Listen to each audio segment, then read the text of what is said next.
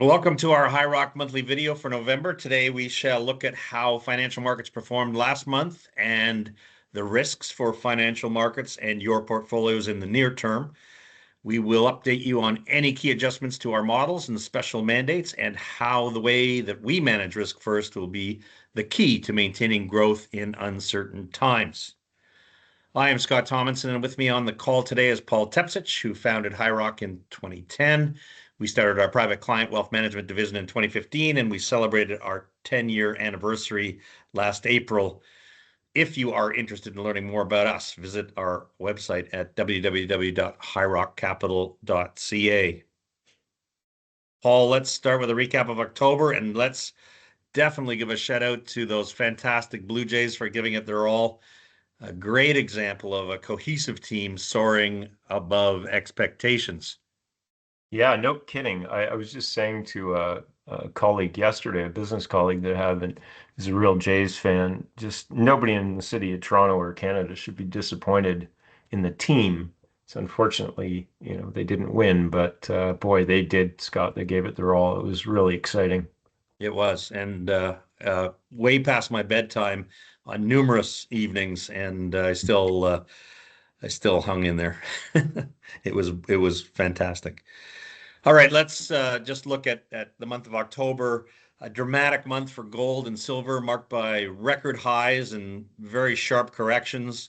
Volatility stemmed from, I guess, macroeconomic uncertainty, profit taking, and shifting investor sentiment. Paul, gold surged to nearly 4,400 US dollars an ounce, and then corrected to around closer to 4,000, a drop of somewhere in the vicinity of 7%. Silver hit a historic high above $54 an ounce US, and then plunged over 10%. And then after a 9-week rally, investors were locking in gains, triggering sharp reversals. Any comments you want to make beyond that? Yeah, we can talk about it, I suppose, later. But gold and silver are interesting. So we have one fund, CEF, which the central fund, and it's actual physical gold and silver. It's about 65% gold and the balance in silver. Physical held at the Royal Canadian Mint. We did take some profits on that over the course of October. In fact, it traded higher. And you can see by this chart, and you can look at any chart on gold, and it went kind of logarithmic or quote unquote hockey stick like. And there were stories of people lining up to buy gold, retail investors. When that happens, it's probably not a bad idea to take some profits. So gold itself is off, or was off, roughly 10%. Gold futures, that is. I still think there's a good underlying demand for gold, and the reasons I mentioned it probably 3, 4, 5 months ago. Gold was actually behaving like I thought it should, given the fiscal situation around the globe. So I do think there's a host of reasons for gold to continue to do well, but nothing goes up in a straight line. And when things get that logarithmic, there is going to be profit taking, and there was. It seems to have based at roughly 8 to 10% below the peak. So we were quite simply rebalancing our risk in that asset class. Yeah, excellent. And that's the nature of what we do for our clients is we continue to rebalance according to how their portfolios get overweight by virtue of prices rising significantly. And the one other outlier were Canadian REITs. I know we're not exposed to Canadian REITs, Paul, but it looks like the sentiment at the Bank of Canada is a little less dovish. In other words, not inclined to lower rates in the near future, and I guess that was that hit the REIT sector a little bit. Yeah, they're Um, extremely interest rate sensitive. So yeah, you can see that, just after the bank made their announcement and the comments after, as you mentioned, Scott. yeah, and equity and bond asset classes were mostly higher, so that led to uh, reasonably good balanced portfolios with a global asset mix. So we measure ourselves against the Morningstar averages, and which were higher on the month, and year to date are back to above average growth, albeit certainly a slower pace than last year, but clearly significantly better than 2022, despite all the volatility that we've experienced so far this year. More importantly, the longer term 5-year annual average returns remain strong. And as is High Rock's philosophy and methodology, we focus on risk-adjusted returns, or return as a function of the risk we are taking. The Morningstar average is about 0.90 return for each unit of risk over 5 years. High Rock clients, depending on your portfolio strategy, would see something well over 1%.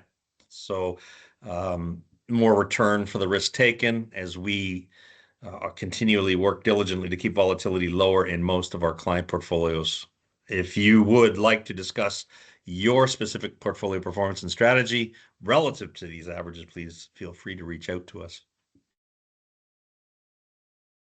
At High Rock, we are the stewards of your wealth. We are always available to discuss your long-term strategy and to make certain that it is in keeping with your goals and tolerance for risk. Speaking of risk, Paul, let's talk a little bit about the top financial market risks coming up through the month of November.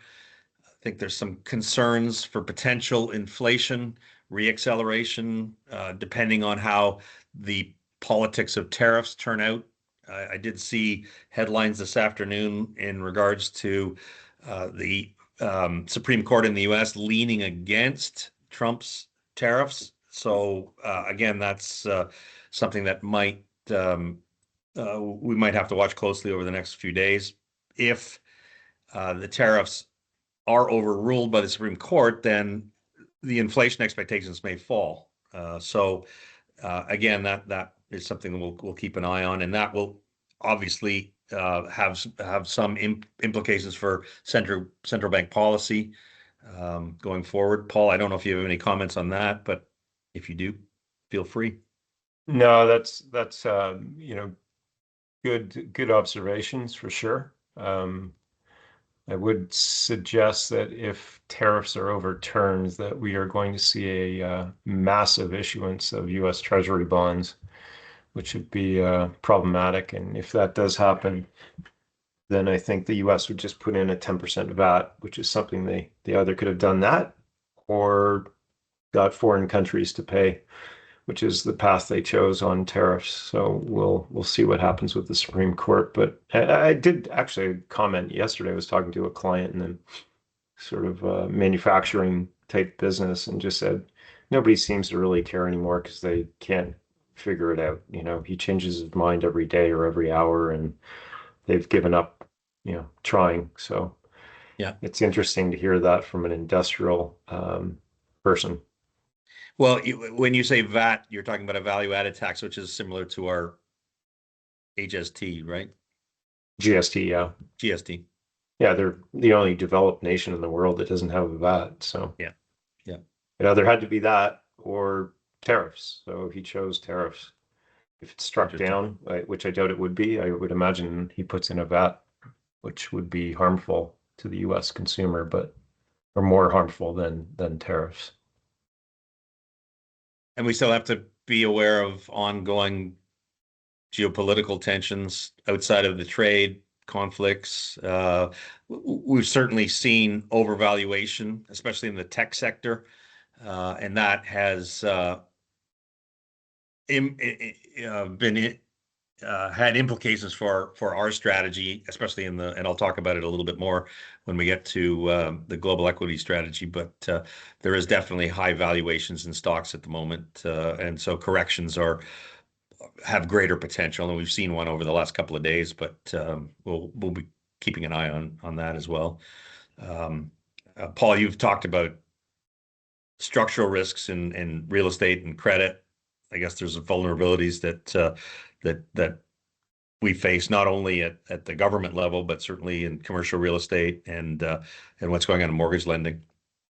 Yeah, I think there's always a risk there, but certainly post-COVID, commercial real estate is got to be difficult. Like you look at pension plan solvency. Like I think 40% of OMER's assets are in commercial real estate. Imagine if they ever had to mark that to market.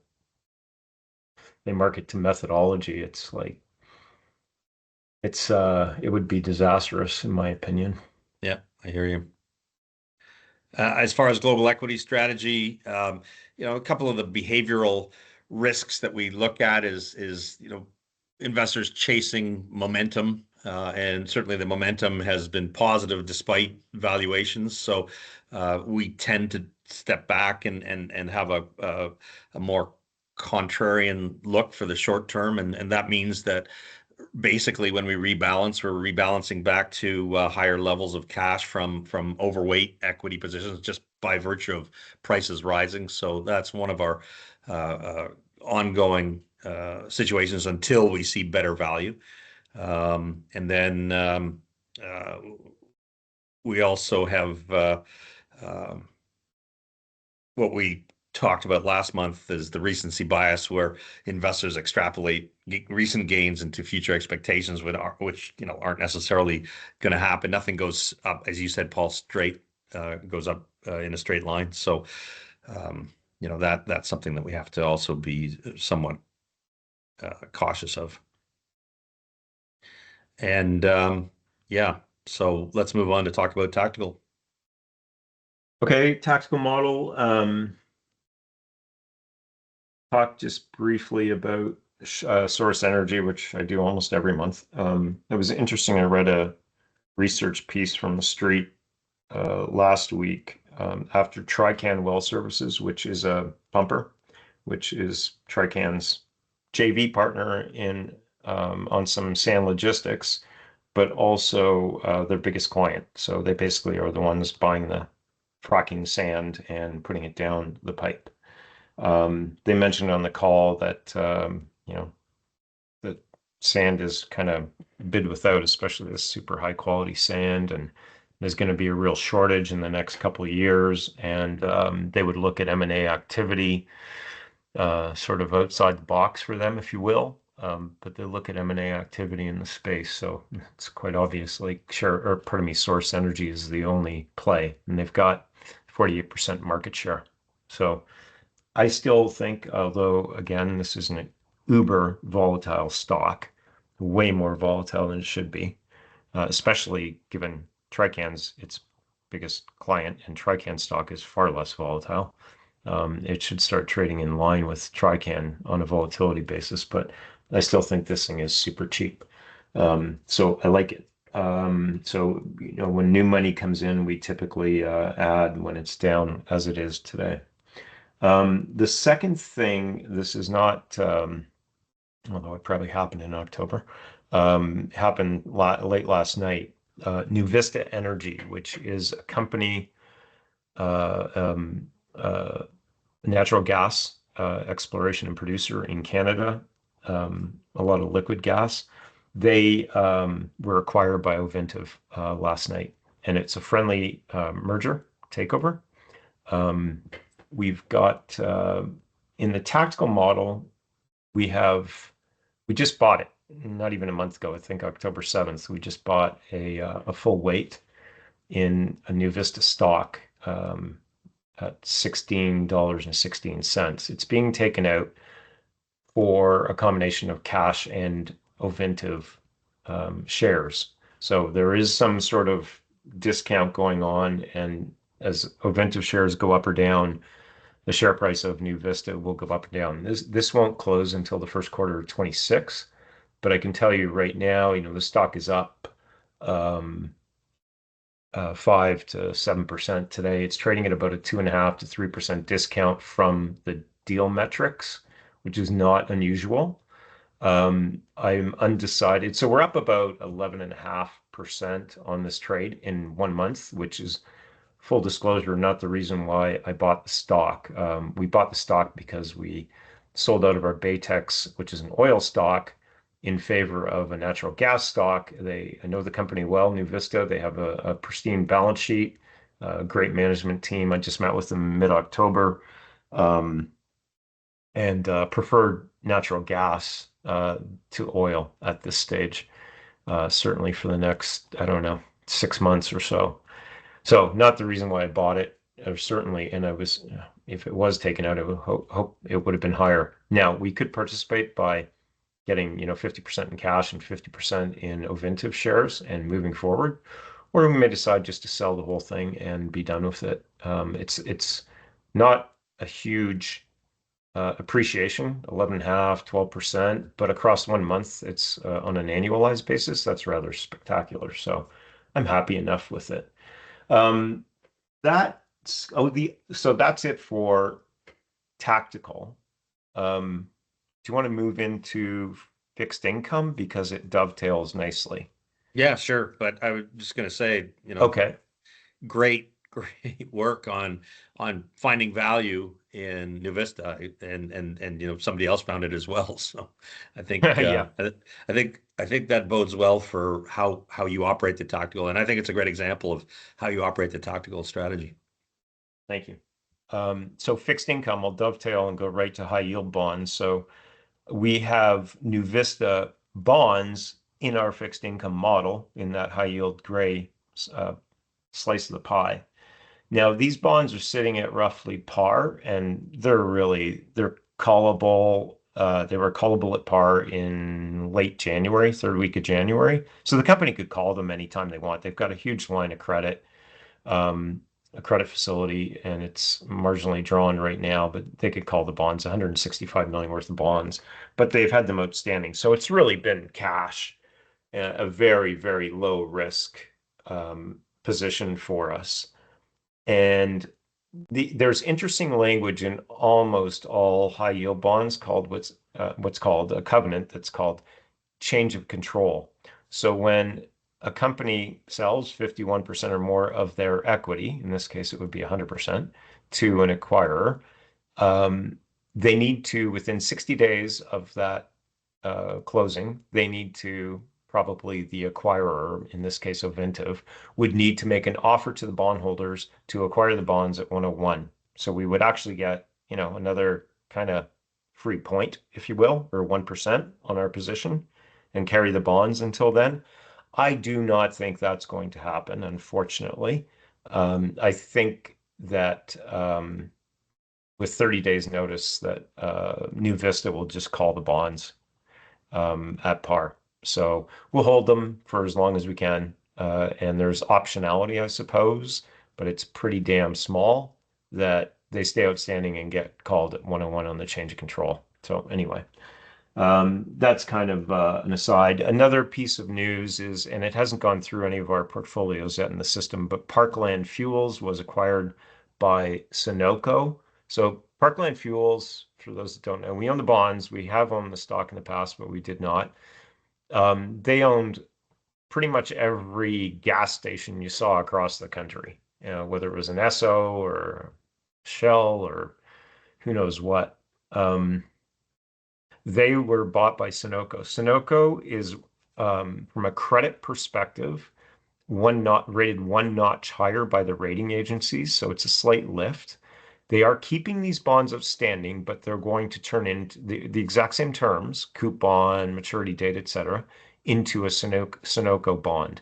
It won't affect anything. It's all priced in. It's gone through the reorg. We will get paid a tiny quarter point consent fee for allowing Sunoco to keep those bonds outstanding. And um, that's really about it. I mean, on the rate side, government bond yields, that is, we're largely unchanged across the month of October. So investment grade added a little bit of value. Preferred shares continue to do well. I can dovetail now right into that one. Special mandates. Preferred shares, they did pretty well across the month. And again, the story there for those that are invested in that particular model. We all own some, but that particular model is a story of shrinking supply, and there are still three large ETFs, preferred share ETFs out there. So as the market shrinks, and if they don't lose assets, they need to continue to go in and add. as all these redemptions continue to come through. So that these preferred shares either can most of them every 5 years will get a chance. The issuer will get a chance to either redeem, i.e., call or buy back, or extend the term for another 5 years. So there have been a lot of redemptions. So the market has shrunk. So it's one of supply and demand. And it, quite frankly, in our valuation model, which I track at least every month, month end, I wouldn't say we're cheap, but I also wouldn't say we're expensive. We're kind of just getting back towards the mean. And in the meantime, we have a little bit of a tailwind with regards to shrinking supply. And we have some carry or dividend payments coming through on these preferred shares. That takes care of preferred shares. We did actually, I mean, it was October 1st. We mentioned it on the last call, but we did have one of our own redeemed, which was Fairfax.G. We did add a small amount of Sun Life.G. At the time, we didn't get a full fill, but we added a small amount. So that's it, preferreds. For high yield, Scott, really the only thing is the same comment on Parkland. They own those bonds in a slightly bigger weight than we do in the balanced portfolios, and they are turning into Sunoco bonds through the reorg department.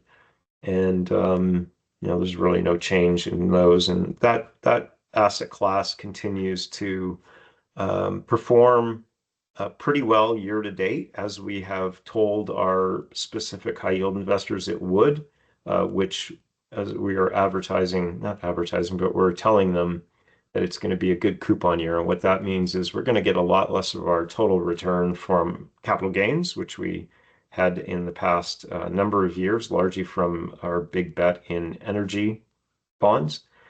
And we'll get more of our return from the actual coupon that pays out every 6 months. So, and just information as well, we are still heavily weighted in energy bonds. I know there's not a lot of specific capital gains embedded in them, but they are phenomenal credits. That industry since 2016 and again in the spring of 2020 at the sort of depth of COVID, when oil went negative in the month of May 2020, these companies have shown enormous discipline on their CapEx programs. They've paid down debt. Most of them are net debt free.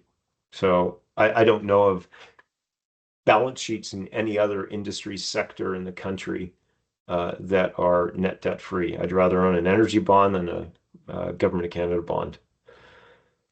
So I think that is it for me, Scott. Yeah, but Long-winded, again, sorry. A real testament to how non-correlated to stock market type assets have had extremely low volatility and still pretty substantial returns.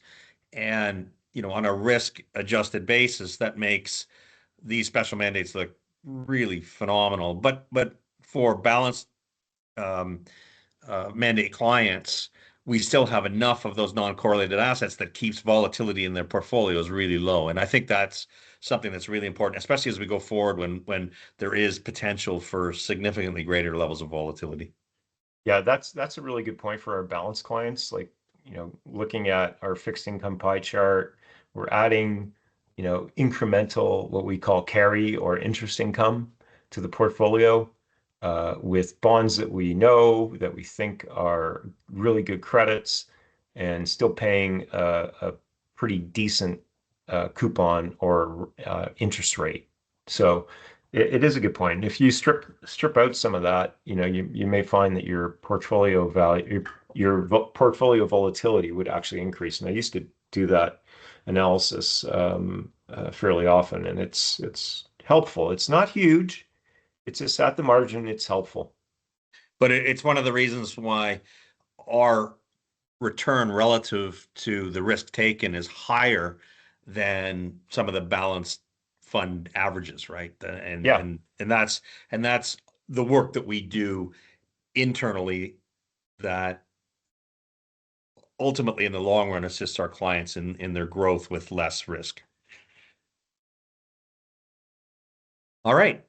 Um, that's it. Thank you all for joining. As always, we want to we thank you for taking the time out of your busy schedules to listen to our call. We will be back with our next update at the beginning of December. So until then, on behalf of my colleagues Paul and Diane, we want to wish you all the very best.